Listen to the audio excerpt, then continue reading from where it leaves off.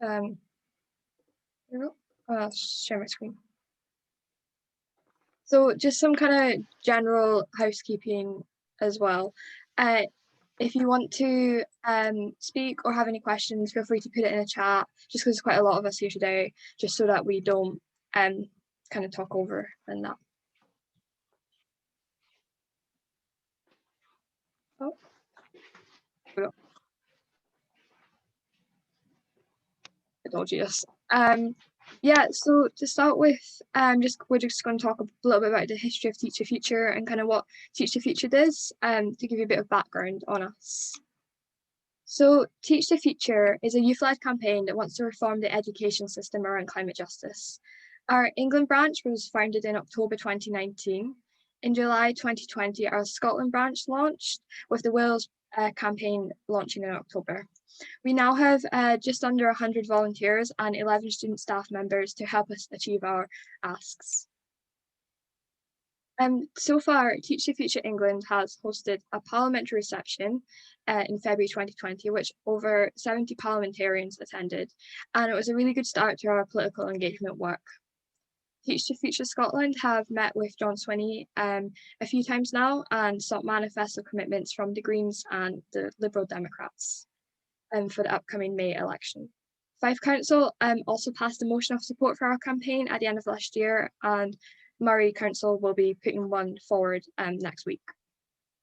Teach the Future Wales only recently launched, but they got amendments submitted this week into a bill to make climate education compulsory, which has the support of the Conservatives and Plaid Cymru. They are also in the process of arranging meetings with Kirsty Williams, who is the Minister for Education in Wales. Our UK team, kind of everyone together, in the summer managed to secure a £1 billion investment for green schools following the Green Recovery for Education campaign in the lead up to the budget last year. I'm going to pass it over to Dan to explain a bit about our aims and asks. Okay, so our first ask as Teach the Future is for a government commission review into how the education system is preparing students to address the climate emergency and the ecological crisis as it faces both the world and the UK at the current time. Our second ask is looking at including the climate emergency in teacher training and providing a new teaching qualification to address climate change and also climate justice, which we are working on incorporating into our work. Our third ask is for climate emergency education bills to be passed in both the UK and in the devolved nations. And our fourth asks relate to two of those devolved nations. In Scotland, increased priority for sustainability in school inspections and educational rankings. And in Wales, for a guarantee that all new and existing educational buildings will either be built or retrofitted to be carbon neutral and to enforce practices, sustainable practices across the education sector. When it comes to climate justice, this is something that we are working on introducing into our work more. It's the framing of the climate emergency as a social and political issue rather than solely as an environmental one, solely as a scientific one, because the climate crisis isn't just a scientific issue. It is affecting people in different ways based on their social status and based on where they are in the world. So this is something that we're really looking to introduce more into our work at this time.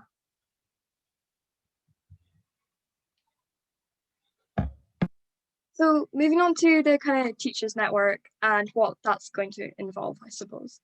So our Teachers Network is a place for teachers across the UK to share resources and communicate with other teachers interested in climate education and kind of sustainability teaching. As we're not teachers ourselves, we felt it would be good to get some feedback on it before we do a more official launch with more kind of people involved as well. So the trial will last about 2 weeks and we will send a Let's Meet, so that's kind of the thing that you fill out with the times and stuff on Slack, which is where it's gonna, the platform's gonna happen, and that's just to find a call to get some feedback from you guys. But we're also going to be sending out a Google form that you can fill into. So the format of the trial itself, I touched upon a second ago, we'll be using Slack. So this is an online platform that means you can communicate with each other and share resources, files, send questions in, and it can be used on mobiles and desktops quite easily, and we use it in Teach the Future as well, and it's quite good to use. So Slack can certainly be a little bit intimidating at first. I was certainly a bit nervous about it when I first started a few months ago, but it's not too complicated. So when you join, there'll be a list of Slack channels that you are in. So to start things like introductions, different channels for different nations, and announcements. You will also have a summary of each channel once you're there, and you can send messages to the entire group or to whoever is in that specific channel. For the purposes of the trial, we are not going to be running different nations Slack channels, just because there is a very small number of teachers involved here. When we launch the Teachers Network in full, we will have channels for each nation, so that things can be sent that are specific to different educational systems. Okay, so when someone posts in the Slack channel, okay, you will have a notification, and you can respond to this either with a reaction emoji, which there is a number of that you can select, or alternatively in the replies. We'd ask that when you join our Slack channels, you introduce yourself with your name, your nation, city and region if you're willing to put that, but there's certainly no obligation, okay, and also what ages and subjects you teach. This will be in the introductions channel that you'll be added to once you join the Slack. One thing to note is you can also create a profile with a picture of you and some basic details about who you are. Slack can become a little bit complicated if people post constantly in the channels. One way that we can limit this and prevent people having constant notifications is if people use the reply function. So that would involve, if you want to reply to somebody's message in Slack, you would click on that message, and then there is a specific reply option, rather than just posting when you want to say something in reply to somebody else. We'll have a guide to Slack to send out to you once you join the Slack itself.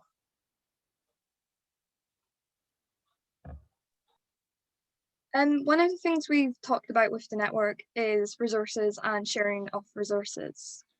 So we'd like anything related to sustainability, climate change, social justice in any subject at all, from chemistry to drama, whatever you're teaching, to be shared on it. As climate change, what Teach the Future wants is for it to be cross-curriculum across every single subject, because it's currently not. So that would be really good. This is just some kind of general ideas we thought up about what could be shared. So videos, PowerPoints, worksheets, information packs, just about anything really that would be useful. And the only thing that we do ask is that it's free, so that anyone can access it in any school around the UK. That's just kind of some screenshots of things we'd found online when we've been looking for stuff and talking to some of our supporters about what they'd find useful as well. This is kind of a question for all of you. Is there any types of resources that you would find useful, or areas that are lacking resources currently? Feel free to just kind of turn your mics off and shout out.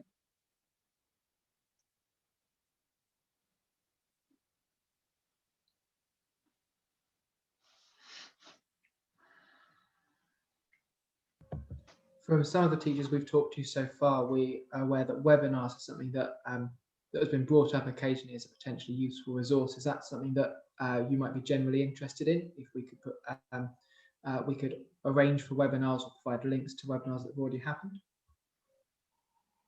So in my school, over the last couple of weeks, we've been doing, like you say, webinars where there's a speaker, and the speaker is like accessed by a range of different schools or a range of different pupils, and you can put them sort of, if you put them at 9 o'clock, then you can generally guess that most pupils will be, you're not going to disrupt halfway through a lesson there. So I think that webinars is something good. I think basically where you can get experts and get them directly contacting or speaking to the kids, because then the kids can have questions in advance as well, and they can be prepped by teachers and stuff. So webinars and videos and things like that sound really good. Great, yeah, we can definitely try to work on that and make some of those things happen.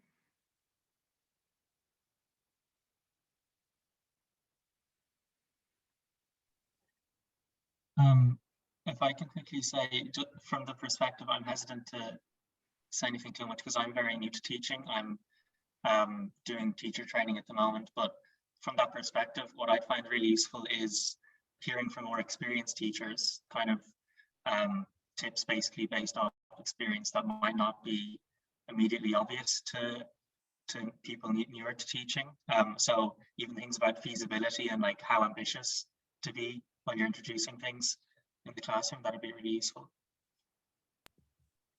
One thing that we'd certainly encourage any discussion of would be, what obstacles are teachers around the UK facing when it comes to teaching about climate change and climate justice? How is it possible to overcome these and to work around them? So that's absolutely something we would encourage.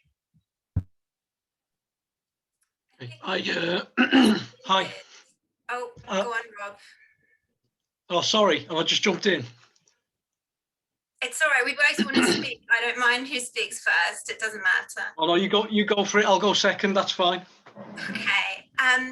So I think in terms of trying to evaluate what is currently available and where the gaps are, that looks really different for primary or secondary.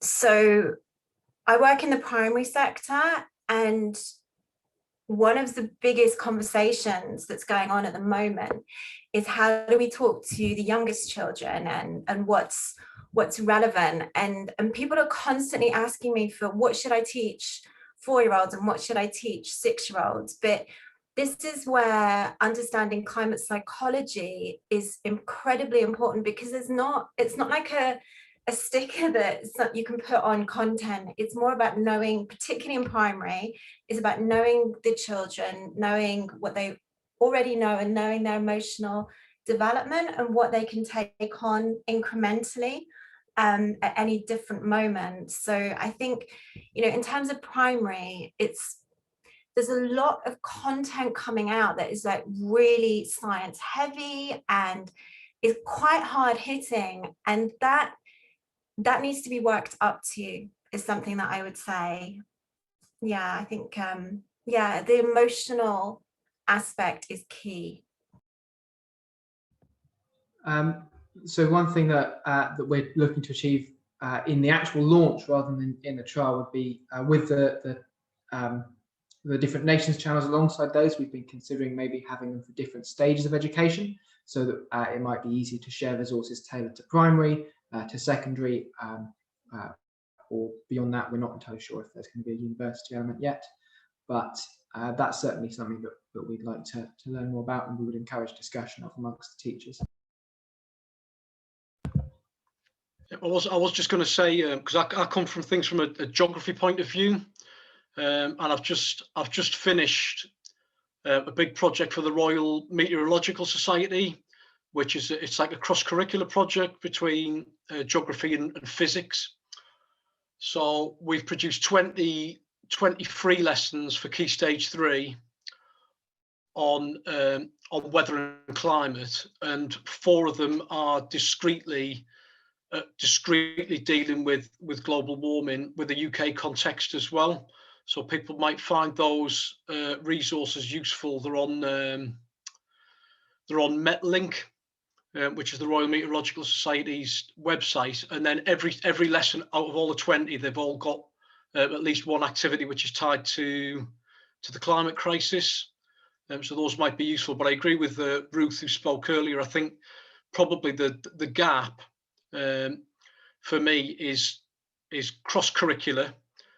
So how do you get it into every subject? Because I think geography and science probably teach quite a bit of global warming at high school, and then the other gap, definitely what Ruth was saying, is a primary, and pitching it at the right level with primary level children, and having 2 children at primary school. I know that's what they get is patchy, and maybe a little bit too hard for them.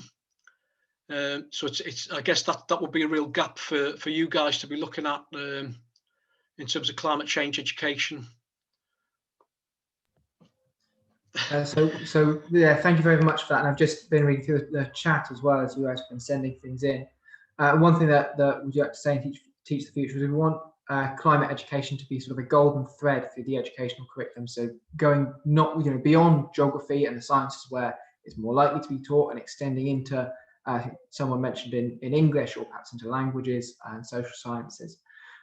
So this is definitely, finding space in the curriculum is definitely something that we encourage discussion of, and be more than happy to work to contribute to that discussion as well within the Slack.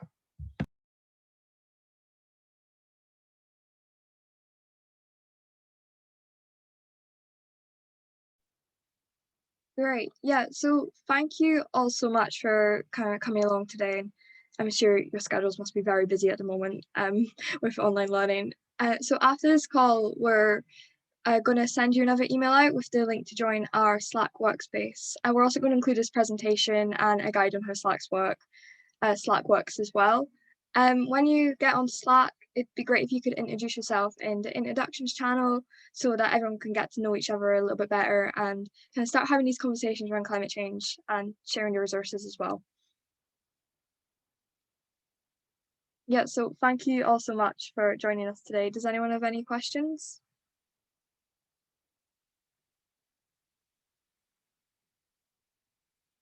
I do actually. Are you launching this platform now? Are you launching Slack now? What's the time frame that you're looking at? So the Slack already exists, and it's kind of an online thing that we use to work and Teach the Future as well. You can create like workspaces on it. So probably later this evening, tonight, we will send the email out with the link. But of course, that's kind of, and then it'll be open for about 2 weeks before we launch it to more generally and get other people on board as well. The only thing I want to flag up there is the timing, because schools open again on Monday.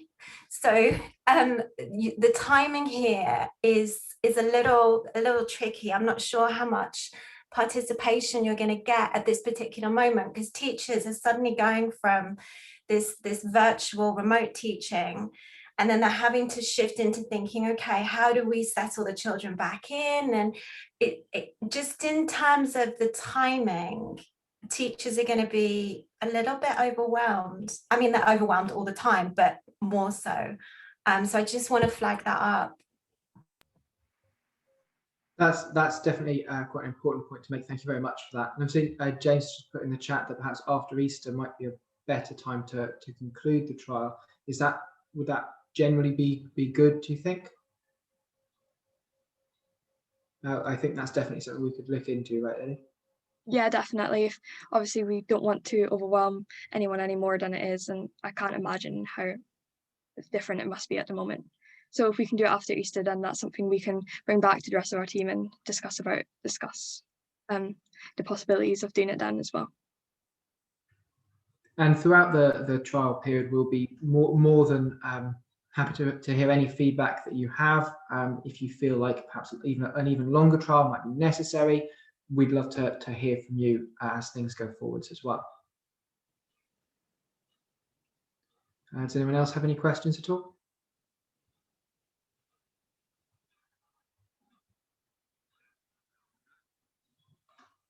Great. Well, thank you so much for joining us today. And yeah, it's been lovely to kind of meet you all.